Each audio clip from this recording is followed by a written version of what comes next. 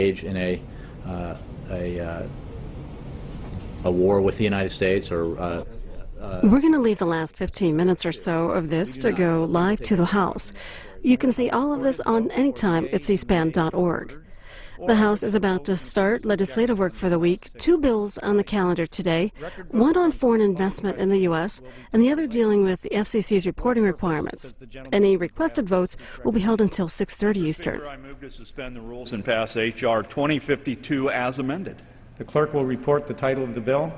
H.R. 2052, a bill to direct the Secretary of Commerce, in coordination with the heads of other relevant federal departments and agencies, to conduct an interagency review of and report to Congress on ways to increase the global competitiveness of the United States in attracting foreign direct investment. Pursuant to the rule, the gentleman from Nebraska, Mr. Terry, and the gentleman from Georgia, Mr. Barrow, each will control 20 minutes. The chair recognizes the gentleman from Nebraska. At this time, Mr. Speaker, I ask unanimous consent that all members may have 5 legislative days in which to revise and extend their remarks and insert extraneous materials in the record on the bill. Without objection. I yield myself as much time as I may consume. The gentleman is recognized. Mr. Speaker, I rise in support of H.R. 2052, the Global Investment in American Jobs Act of 2013. Now, we recently saw the latest job numbers. While somewhat positive, the reality is that we have more people out of work than since 1978, out of the workforce. People are giving up looking for work, and it doesn't have to be and shouldn't be that way. There are many foreign companies who want to insource their jobs to America, but there have been many barriers standing in their way. There are many foreign companies who should and want to come here. These are good, high-paying jobs that many Americans are looking for. In 2010 alone, U.S. affiliates of foreign firms employed an estimated 5.6 million Americans. These Americans also made, on average, $77,000 per year. These U.S. subsidiaries invested $41.3 billion in research and development and made $149 billion in capital expenditures in the United States that same year. In the manufacturing sector alone, FDI inflows were nearly $84 billion in 2012, according to the National Association of Manufacturers. Unfortunately, according to the testimony of the Organization for International Investment at our legislative hearing last spring, the United States share of foreign direct investment dropped from 41% at its high in 1999 to just 17% in 2011. Today, we're here to reverse that trend. My bill, H.R. 2052, also with the gentlelady Ms. Shinkowski and Mr. Barrow on the other side of the aisle. This is a bipartisan piece of legislation that instructs the Department of Commerce to conduct an interagency review geared toward identifying those barriers to foreign investment to the United States. It also instructs the Department of Commerce to make recommendations on ways to lower or eliminate those same barriers. The United States should be the leader in attracting foreign investment. We have a stable government, safe working conditions, and the most skilled workforce in the world. I believe that our long-term global competitiveness and economic success as a nation is directly tied to our ability to attract foreign investment. By creating an environment where foreign companies want to move their manufacturing operations or distribution centers to the United States, we are fostering an environment or atmosphere of organic, government stimulus-free economic growth. We must be aware of the potential impact on U.S.'s ability to attract foreign direct investment when considering new laws and regulations. We want these companies to come here and help us grow our economy. But there are a number of areas within the purview of the federal government where we can improve the domestic climate for foreign direct investment. It's my hope that the report at the heart of this legislation will highlight those areas, both for the administration, where it can act on its own authority, and for Congress, where the administration lacks the authority. I would also like to thank some individuals who helped get this legislation off the ground and to the House floor today. First off, I'd like to thank the gentleman from Illinois, Mr. Roscom, who has championed this issue for several years. I would also like to thank the gentlelady from Illinois, the ranking member of this subcommittee, Ms. Jankowski, as well as our friend, Mr. Barrow, from Georgia, for his leadership. I believe we can all agree that we shouldn't stop our efforts to put America back to work until every American who wants a job can find one. This legislation is a step in the right direction, Mr. Speaker, and I urge my colleagues to support this bill, and I reserve the rest of my time. The gentleman reserves. The chair recognizes the gentleman from Georgia. Thank you, Mr. Speaker, and I thank the gentleman from Nebraska for his leadership on this issue. Mr. Speaker, I yield myself such time as I may consume. The gentleman is recognized. Thank you, Mr. Speaker. Mr. Speaker, I rise today in support of H.R. 2052, the Global Investment in American Jobs Act, because it will encourage the growth of good American jobs. Every time I go home, I'm reminded of how investors overseas spur jobs here at home by tapping into the talent of America. Dutch companies like DSM in Augusta, French companies like Alstom in Waynesboro, and Japanese companies like YKK in Dublin could invest in any country in the world. They're proud to invest in Georgia's 12th district because the families who work for them take pride in their work. This bill requires the Department of Commerce to investigate how it can be an attractive investment for foreign-owned companies.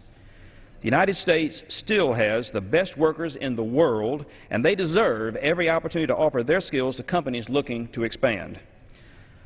I'm proud that this bill also enjoys broad bipartisan support. This is how Congress can and should work, Democrats and Republicans coming together to get Americans back to work. I urge my colleagues to support this bill, and I look forward to building a stronger future for American workers by passing H.R. 2052. And with that, Mr. Speaker, I reserve the balance of my time. The gentleman reserves. The chair recognizes the gentleman from Nebraska. I'll continue to reserve. Gentleman reserves. The chair recognizes the gentleman from Georgia.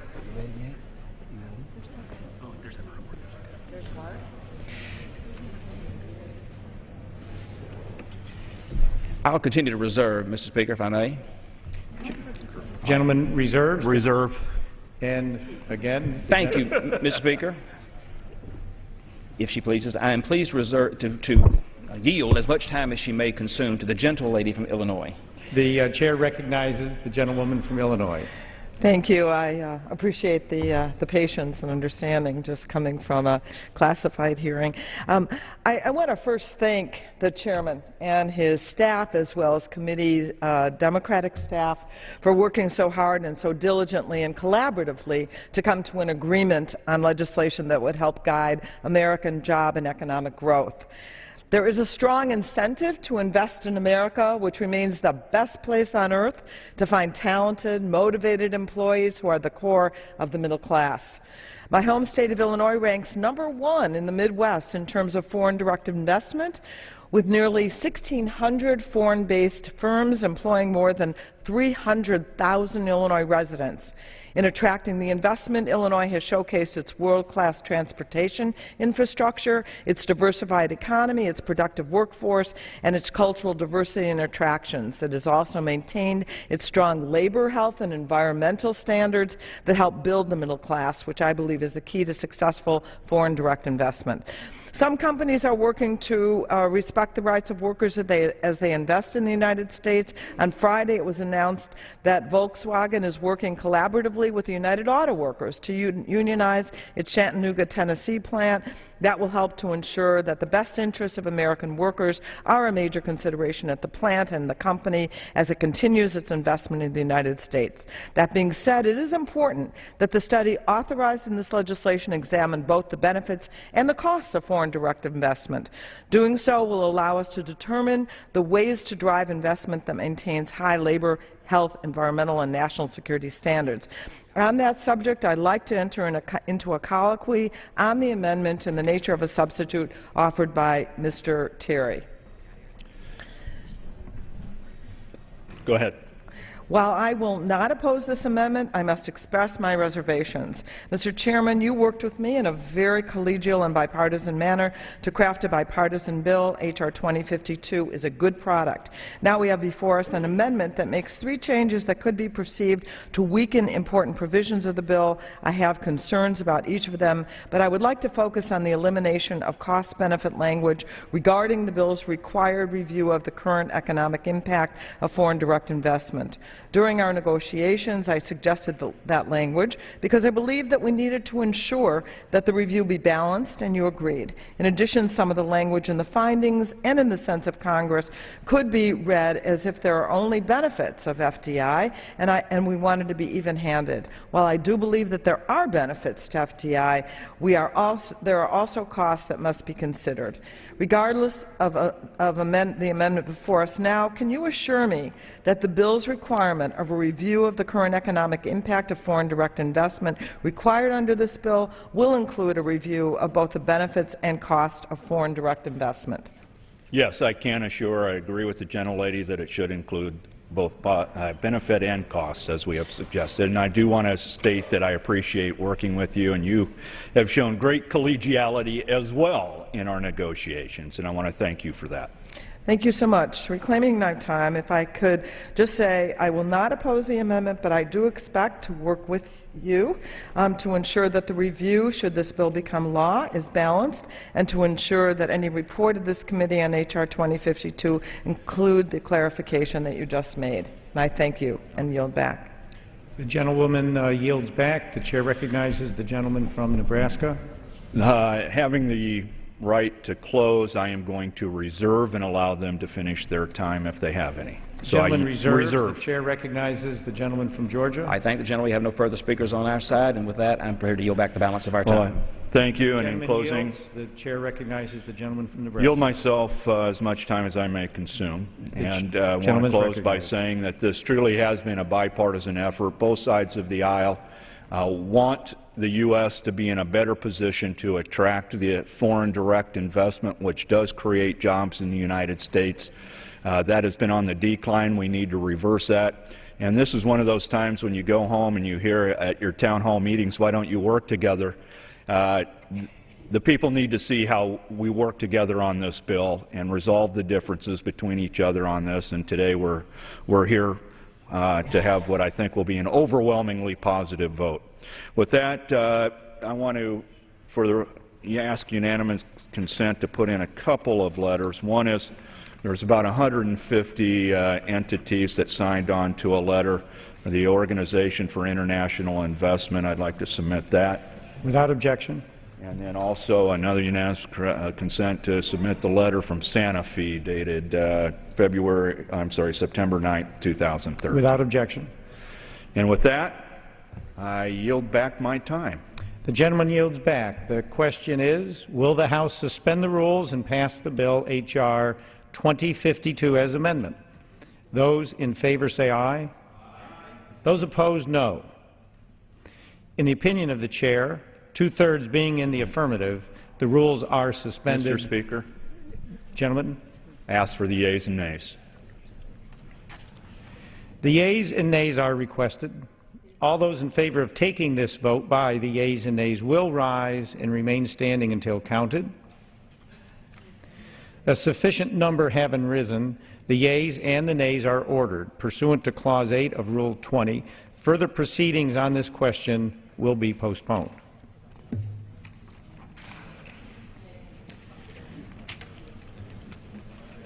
Right.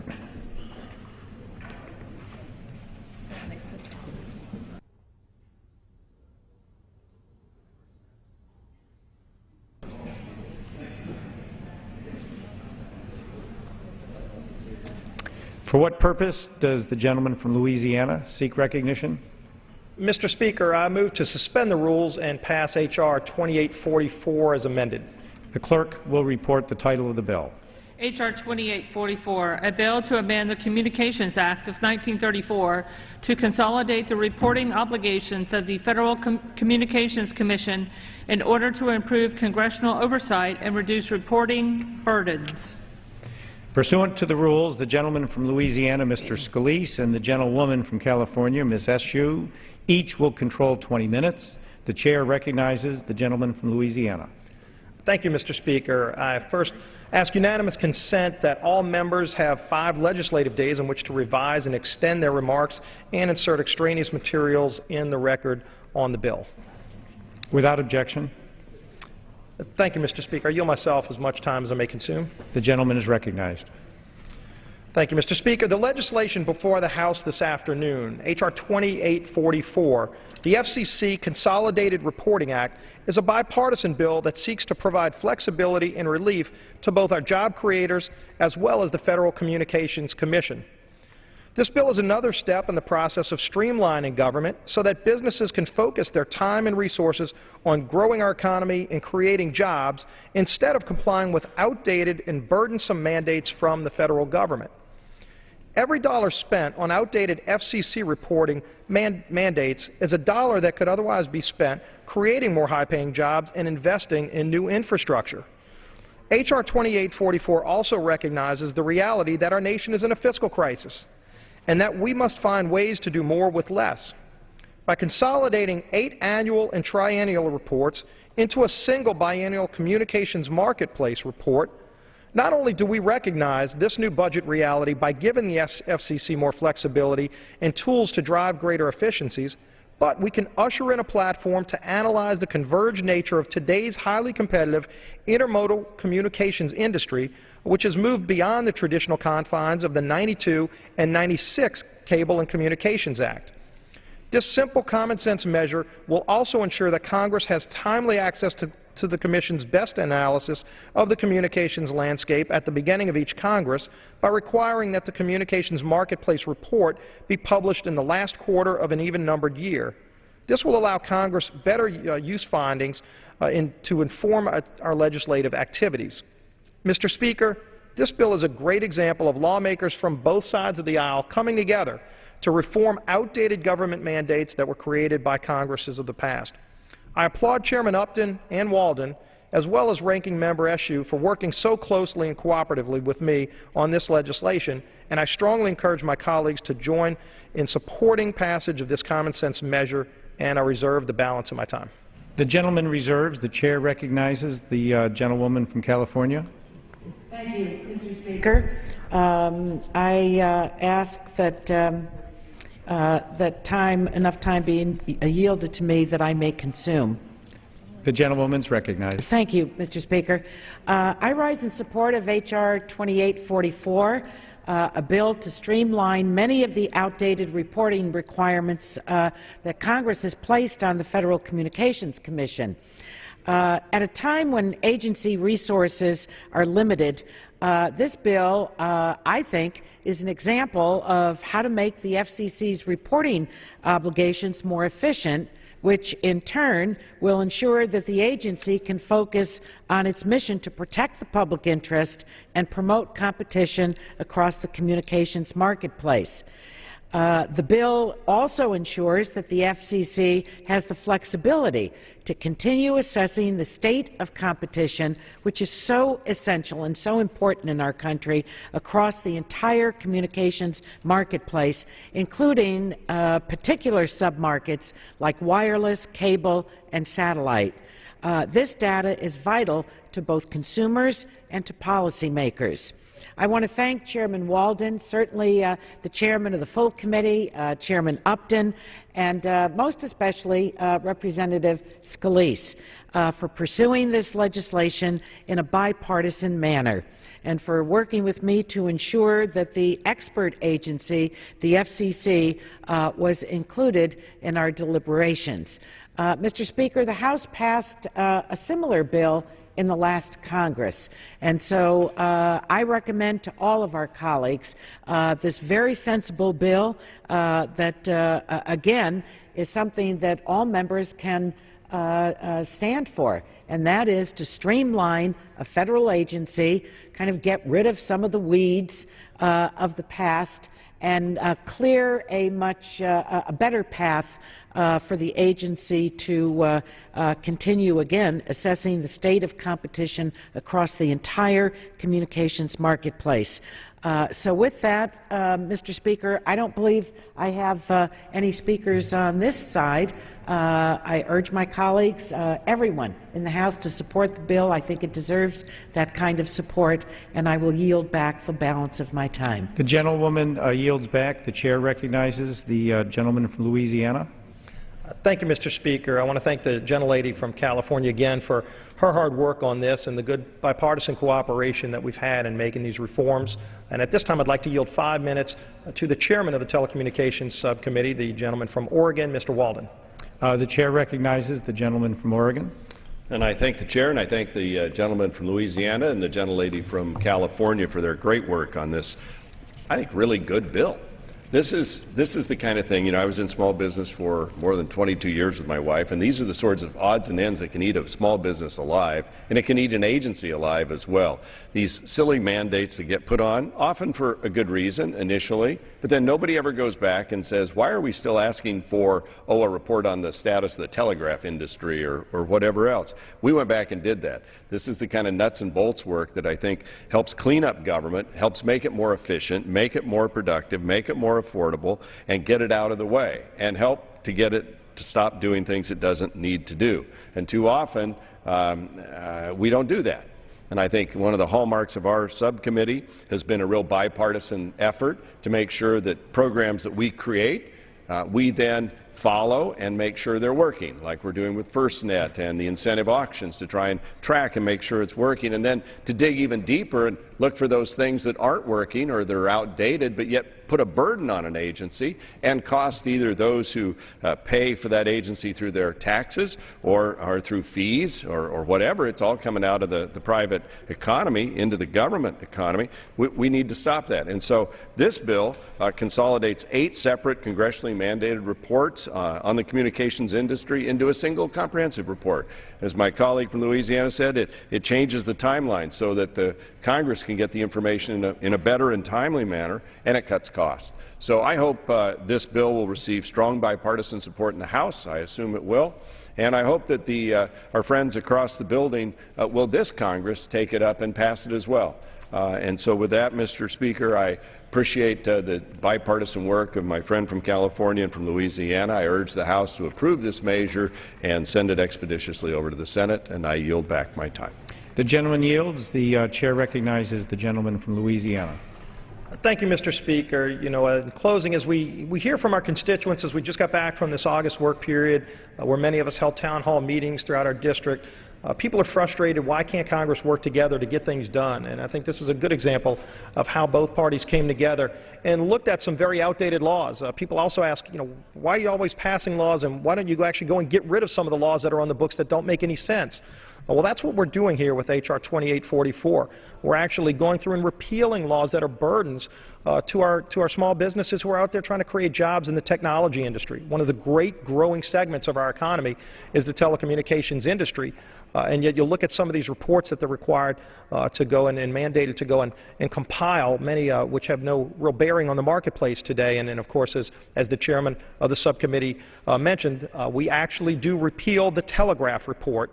Why we still have a law in the books that requires a report be issued on competitiveness in the telegraph industry, it goes to show you how you have so many of these outdated laws on the books still to this day, and Congress needs to, from time to time, go through and repeal outdated rules and regulations like this. That's what we're doing in this legislation. It's a good common sense piece of legislation that we worked in a bipartisan way to bring to the floor. I urge all my colleagues to pass the legislation, and with that, I yield back the balance of my time.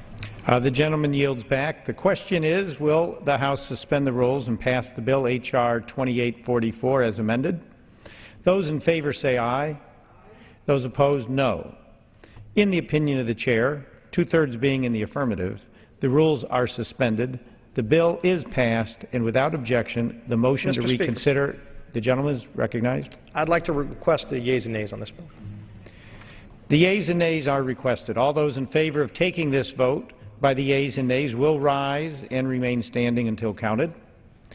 A sufficient number having risen, the yeas and the nays are ordered. Pursuant to Clause 8 of Rule 20, further proceedings on this question will be postponed.